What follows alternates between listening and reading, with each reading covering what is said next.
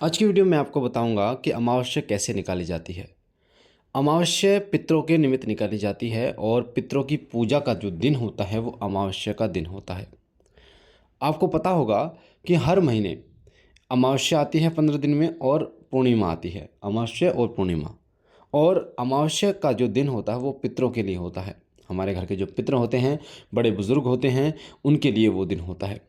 उस दिन हमें अपने पितरों का भोग लगाना चाहिए, पितरों का दीपक जलाना चाहिए, धूप दिखानी चाहिए और पितरों के प्रति जो भी दान आप कर सकते हैं वो करना चाहिए। विशेष रूप से कपड़ों का और चप्पलों का दान जो दान होता है वो सर्वप्रिय पितरों को होता है। तो आज की वीडियो में मैं आपको बताऊंगा कि पितरों के लिए अमावस्या कैसे निकालें, पितरों का भोग अमावस्या के दिन कैसे लगाएं जिससे आपके पितर प्रसन्न हो और वो आप पर कृपा करें।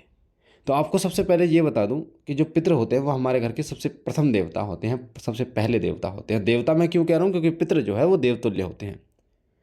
पितृ लोग जो होता है वो एक ऐसा लोग जहाँ पर पितृ वास करते हैं, और जो पितरों के स्वामी हैं, पितृलोक के स्वामी हैं, वो आर्यमन है।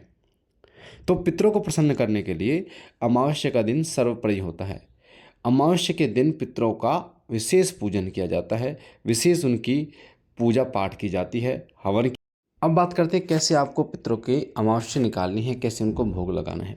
सबसे पहले जिस दिन अमावस्या हो उस दिन सुबह जल्दी उठें। कोशिश करें सूर्य निकलने से पहले पहले आप उठें, नहा धोकर पवित्र होकर। अगर आपने पितरों का स्थान बना रखा है अपने घर पे, क्योंकि कई जगह पर पितरों का स्थान बनाया जाता है। जैसे हमारे यहाँ पर पूरे गांव में पितरों का स्थान होता है, 2 ईंटों से 5 ईंटों से पितरों का एक स्थान बना दिया जाता है, एक जगह दे दी जाती है जिसमें पितरों की सेवा की जाती है, पितरों की पूजा की जाती है, उन्हें स्नान कराया जाता है, उनको भोग लगाया जाता है। तो अगर आपके घर में पितरों का स्थान है तो उनको एक लोटा जल, गंगा जल डाल के, कच्चा दूध, एक बताशा डाल के उनको स्नान कराएं, अच्छे तरीके से साफ करें उनको, और एक देसी घी का दीपक अपने पितरों के निमित्त जलाएं। उसके बाद एक धूप बत्ती जलाएं, फूल हो सके तो फूलों की माला पहनाएं अपने पितरों को, ठीक है। और एक बात और बता दो, जो भी बहन बेटी यानी बहू बहू होती है उस घर की, उसको पल्ला करके पितरों के सामने जाना होता है, पल्ला करके जाना होता है उसको, ठीक है। दूसरी बात ये कि जब आप पितरों की जोत जलाएंगे, धूप बत्ती लगाएंगे, तो आपको भोग लगाना होता है। अब भोग कैसे लगाना होता है, ध्यान से सुनो। आपको अठावरी करनी होती है पितरों की। अठावरी क्या होती है? 8 पूरियाँ, जो भंडारे की पूरियाँ नहीं होती हैं, 8 पूरियों पर हलवा या खीर, सबसे उत्तम खीर होती है। पितरों के लिए सफ़ेद कपड़ा, सफ़ेद रंग प्रिय होता है पितरों को। तो सफ़ेद एक स्वापी आती है, एक कपड़ा जिसे गमछा कहते हैं, अगर आप उनको पितरों को अर्पण करते हैं तो बहुत ज़्यादा पितर प्रसन्न होते हैं। तो आपको एक प्लेट में 8 पूरियाँ रख लेनी है, चारों तरफ प्लेट में सजा लेनी है, और उन पर एक एक चम्मच खीर रख लेनी है। एक उपला, उपला जिसे कंडा कहते हैं, छोटा सा उपला, उसको गर्म कर लेना है गैस पे, या चूल्हा है तो चूल्हे पे गर्म कर लेना है, और उसको पितरों के सामने रखना है। दीपक जला रखा है आपने, तो उसमें अग्नि प्रज्वलित करनी है आपको घी डालकर, और सबसे पहले 2 लौंग और 1 बतासे का भोग अपने पितरों को लगाना है। उस अग्यारी में डालना है, उस जो उपला है उसमें डालना है 2 लौंग 1 बतासा। उसके बाद क्या करना है, एक आपको 8 पूरियों में से थोड़ा थोड़ा तोड़ लेना है, और थोड़ा थोड़ा तोड़ के 8 पूरियों में से 8 जो खीर रखी है थोड़ी थोड़ी, उसमें लगा के, और अपने पितरों का ओम मम सर्व पितृ देवताभ्यो नमः, ओम मम सर्व पितृ देवताभ्यो नमः, ओम मम सर्व पितृ देवताभ्यो नमः 3 बार इस मंत्र को बोलकर पितरों को भोग दे देना है, यानी कि उस 11 में रख देना है। इससे आपके पितृ तृप्त होते हैं, उनको भोग स्वीकार होता है। 100% पितरों को भोग स्वीकार होता है अगर आप इस विधि से करते हैं। तो हर अमावस्या पर 8 पूरियों का भोग आप लगाइए, इससे बहुत ज़्यादा प्रसन्न होते हैं। और आपको बता दूं कि जब आप अमावस्या, पहले अमावस्या निकालेंगे तो धीरे धीरे आपको अपने घर में सुख समृद्धि दिखाई देनी शुरू हो जाएगी। कई बार आपको ऐसा हो सकता है कि आपको अमावस्या से 2 दिन पहले, 3 दिन पहले, 1 दिन पहले आपके पितृ सफ़ेद कपड़ों में दिखाई दें, या कोई व्यक्ति आपको दिखाई दे जो आपसे मांग रहा है कुछ। तो ये संकेत होते हैं कि आपके पितृ भूखे हैं और अमावस्या आ रही है, तो वो आपको ये संकेत देते हैं कि आप उन्हें भोग लगाइए, आप उनको कुछ उनके नाम का दान दीजिए। ये संकेत होते हैं। कई बार ऐसा भी होता है कि कोई प्रेत पितरों का भोग ग्रहण करना शुरू कर देता है, जिससे आपके घर में बवाल होना शुरू हो जाता है। यानी कि अमावस्या आप निकालते हैं पितरों के निमित्त, तो वो भोग पितरों को ना जाकर नेगेटिविटी खा लेती है, जिससे वो बलवान होती है और आपके घर में उतना ही उपद्रव होता है, उतनी ही परेशानियाँ उत्पन्न होती हैं। तो इस चीज़ का विशेष रूप से ध्यान रखिए।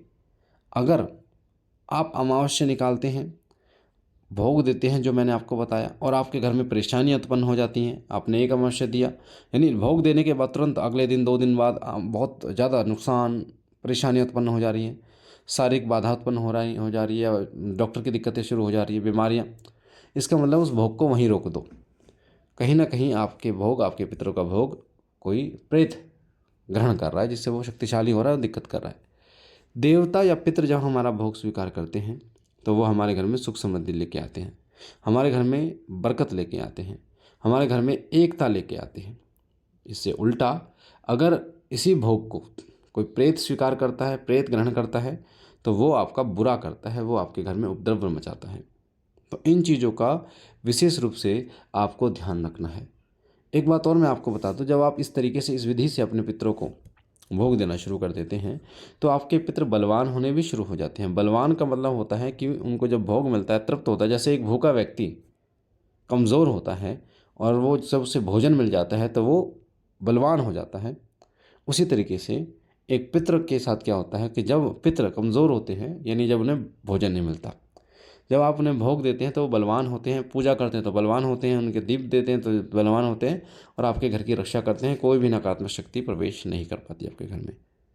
तो पितरों को बलवान बनाने के लिए 2-3 कार्य मैं आपको बता रहा हूँ, उपाय आप कर सकते हैं। जैसे अमावस्या के दिन आप अपने पितरों को भोग दीजिए, जैसे मैंने बताया।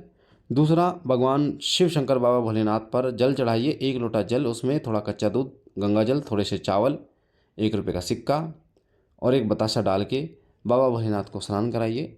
ओम मम सर्व पितृदेवताभ्यो नमः, ओम मम सर्व पितृदेवताभ्यो नमः, ओम मम सर्व पितृदेवताभ्यो नमः, इस मंत्र को जपते हुए बाबा भोलेनाथ को स्नान कराएंगे तो 100% आपके पितृ जो है वो जागृत होंगे, आपकी रक्षा करेंगे, आपको सपने में दिखाई देंगे। जब तक आपके पितृ जागृत नहीं होते, जब तक आपके पितृ खुश नहीं होते, तब तक कोई अन्य शक्ति आपके घर में प्रवेश नहीं कर पाती।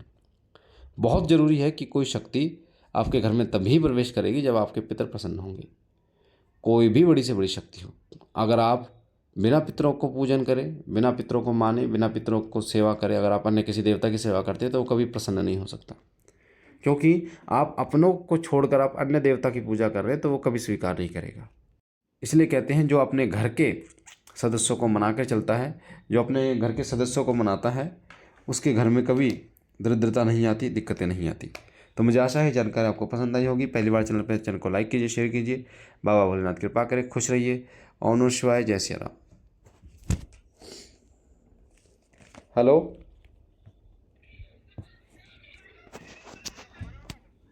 मैं तो आ रहा हूँ, क्योंकि ये कितना बढ़ा दी बात यो।